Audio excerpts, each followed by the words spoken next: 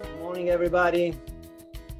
Good morning to our friends in America e buon pomeriggio agli amici in Italia.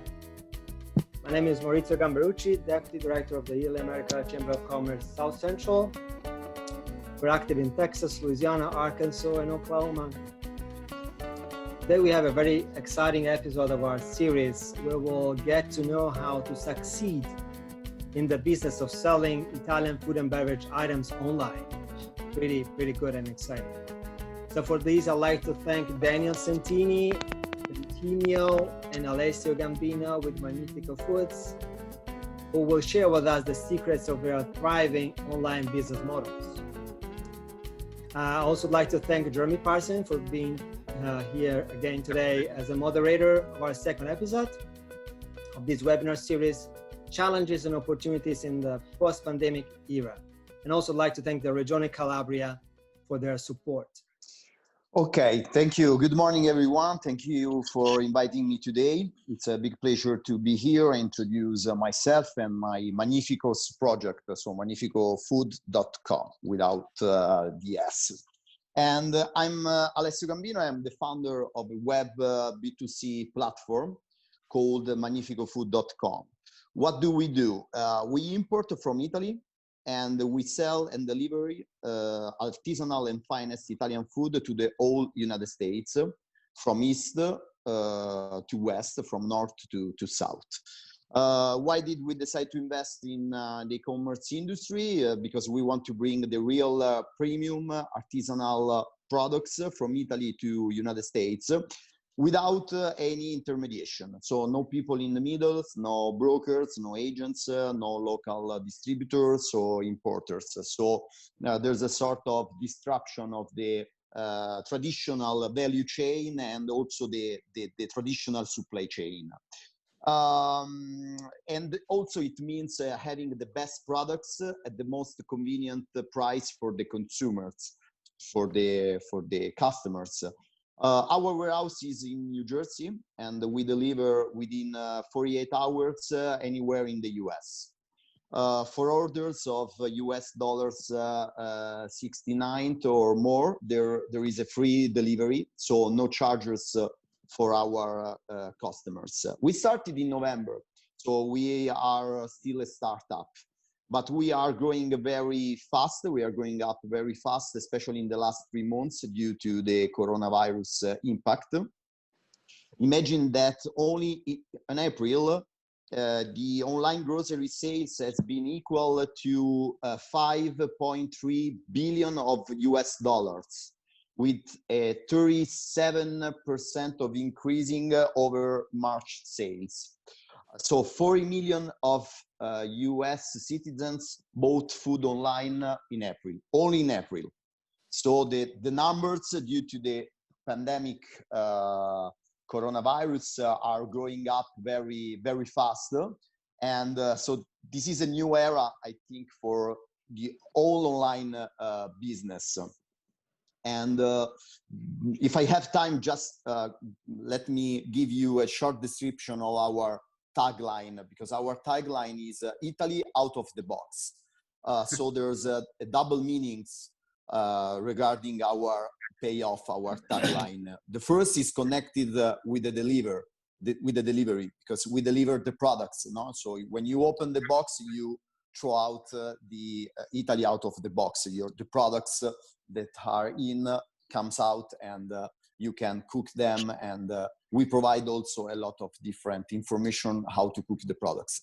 And the second meaning of Italy out of the box is a different way of how we want to communicate through our contents, the imagine also the image of Italy, because you know that the communication of the Italian products and the Italian producers is always really classic, really traditional. We want to communicate through the social network, to our YouTube channel. We want to be different. We want to be Italy out of the box through the way of how we communicate to the end users, to our customers. So that's why we decided this payoff. Yes. If I can just, I'm sorry to interrupt you, but I'm curious to know, what really interesting to hear what you're saying, that you're seeing the surge in sales for your business.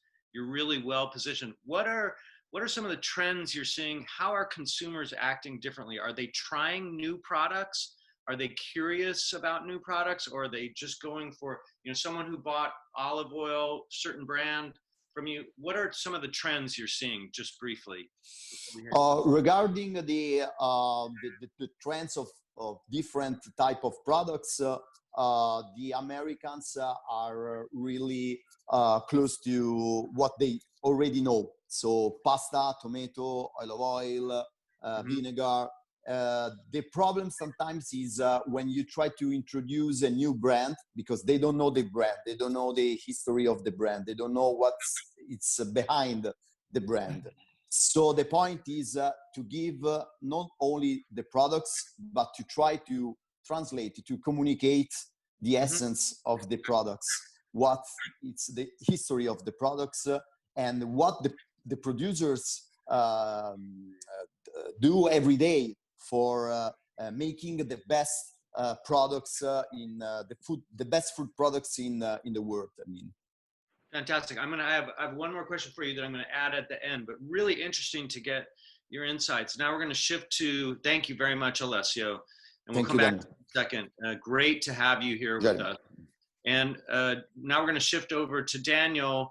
One of the things that's really interesting to me about Daniel is that his olive oil producers essentially have no marketing, and he's created a marketing platform. He was actually working, your business had been online for a while, so you were really well positioned in the time of the pandemic.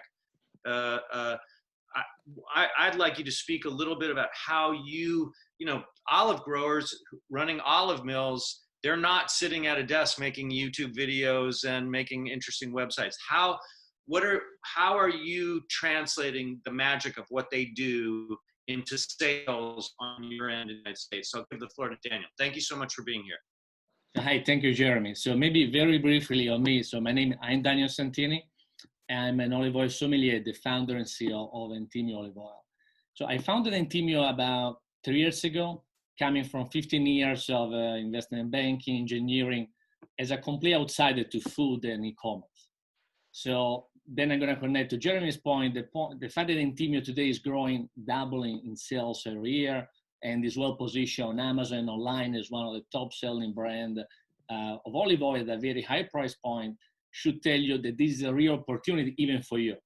To Jeremy's point, I think I put together a nice brand, an image. I try to think a little bit about the positioning, and through images, putting forward the people, the terroir.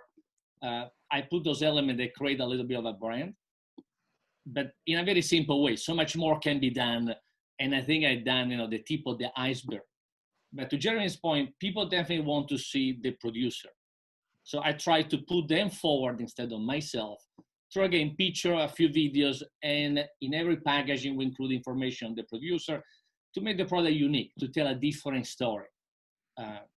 But let me get maybe, Jeremy, in a few elements which I think can be applicable to not only olive oil, but every e-commerce business, food, but also outside of food. As Alessio said, the opportunity in the US is huge in terms of size, right? The online market, I mean, as Alessio, is more than $100 billion today for food online sales, and is growing crazy. The COVID situation has definitely pushed forward any development, increasing sales, and also increasing a trend towards healthy food, a high quality food, which I think, favor Italian food, which is seen as a healthy food in general. A few points I'd like to mention about e-commerce, which people might underestimate, like e-commerce and traditional sales channel. I think they're very compatible. So if you already sell in traditional channel, I don't see e-commerce as a conflict. Some people might too, but I think actually they're very synergic if it's well designed with a pricing strategy which is consistent. And normally our price online higher than retail stores, so that people can see your brand online. If you sell locally, they can find your product as a cheaper price, and they should make your traditional channel happy. And it's not going to damage online. I mean, that's what they do. I sell higher online. Another point to be successful, which I think was key to Entimio, is the packaging. And most people in Italy, I think, they find, especially the product, they focus on the product, but they don't focus very much on the primary packaging, which is what people see, like label, and the shipping packaging, which people really forget, which is the first impression on your consumer if you sell online. So the unboxing, and you can see lots of resources online about how unboxing is important. It's really something that is, whose importance is underestimated. So, another point to be successful online is to find the right partner for storage and logistics. Like Alessio's business, for example, I outsource to specialists. You need to get the logistic right, make sure the economics works, and that from a customer perspective, the experience is smooth. Because again, the overall perception is much more than just the product. And my final point to me is label versus branding. And I find many people in Italy, think about a name, have a nice label, but don't think about those elements of communication, like images, videos that create a brand. And most people in Italy, they try to sell me a product. People today want to buy an experience, want to meet the producer, which is, and again, I'm not really an expert on branding. You see people doing an amazing job online at this. So if Intimio has been successful, really, I think it's just using the basic of branding. So much more can be done. And the good thing, I think today, not many people are doing a great job. So we are all starting. So there is opportunity for everyone. Daniel, really great to hear from you, and really interesting point about the packaging and how that the first impression, the first kiss, as it were, is when that package arrives. And of course, Italians have brilliant packaging. It's so important, not always, yes. but some of the best packaging I've ever seen comes from Italy, and it's a time to really focus on that. I think one of the things that the red thread that goes through both of our guests today is your online presence. And I want to circle back. I want to talk just a little bit, because I know we have a lot of wine producers online with us today, and I just want to talk a little bit. I'll try to be brief. One of the problems, that Alessio doesn't have and that Daniel doesn't have, that we wine people have, is that in America, you cannot do direct to consumer sales. You have to, even today with a lot of the states being, for example, in Texas, where we're Daniel, Maurizio, and I are based, restaurants can now sell to consumer. They can sell retail wine, which is a whole new field, and I'll talk about that in a second. But winemakers can't. Only American winemakers can sell directly to consumers. Italian winemakers, European winemakers cannot sell directly to consumers. And that's the point I'd like to bring home today, is that winemakers, you need to find a partner. Alessio, do you do any wine sales? Do you do any wine, or just food? No. We don't sell wine on Magnifico Food, only food, dry food. But Alessio's model and Daniel's model are exactly the model. You need to find a partner like them who can manage you on the ground. And what we're seeing in the United States is that online sales of wine are exploding. And I would encourage what's happening in America, because of the 3-tier system and because of the parcelization of wine sales. It's the winemakers who are connecting on a highly local level. I could name one, I follow wine sales all over the country. It's about through your distributor, finding that wine shop, finding that restaurant where you can make a local, highly specifically local impact. The other side of that is getting your online presence together, right? It's I hate to put it in these terms, but the age of arrogance is over. You can no longer say, oh, I don't need a website, I don't need a social media program. If you want to compete now in America, as one of our guests said in our last webinar, Cecilia Ercolino, and I highly recommend you look for the archived video of our last one as well. She said, it's the producers who are doing what it takes, who are listening to their distributors, their local distributors, and saying, what do you need me to do? And they're saying, I need YouTube videos, and I need social media, and I need images, and I need well-written English texts, not poorly translated. And I'm not just talking about the history that goes back to the Middle Ages, blah, blah, blah. We need American consumer-friendly marketing tools. That's what's going to get you ahead. Both Alessio and Daniel are both in that business where they're taking really great content and making it American consumer friendly. And one last thing I'll just add for wine producers before I circle back to a question for Alessio and Daniel is here in Texas, I've seen something really interesting happening because restaurants can sell now to consumers. We're seeing producers partner with local distributors, give them special pricing that they can pass on to a restaurateur who then holds a virtual wine dinner. I'll be attending one tonight of a brand, for example, for a brand that nobody in the US knows. It's a small winery out of Pisa. And they'll be selling a bunch of wine because they're going to get up at 4 in the morning in Italy, or whatever time it is when it's 7 o'clock, 3 in the morning in Italy for when it's 7:30 here, and they're going to be available with someone who speaks English well, who is ready to market to Americans, and you know what? They're going to sell a bunch of wine tonight. So I'm just going to put that out there. There's new models that you need to explore on a highly local level. Make sure you get your marketing presence, your internet presence online and robust. And by the way, the Chamber can help you do that. We're always happy to, we offer services. We can also point you, contact me, contact Maurizio, and we can help point you to the right people. I want to circle back. We don't have a ton of time because we're trying to keep these short. Alessio, what are you seeing? And then we'll go back to you, Daniel. Alessio, what are you seeing in terms of what are your producers doing? How have they upped their game?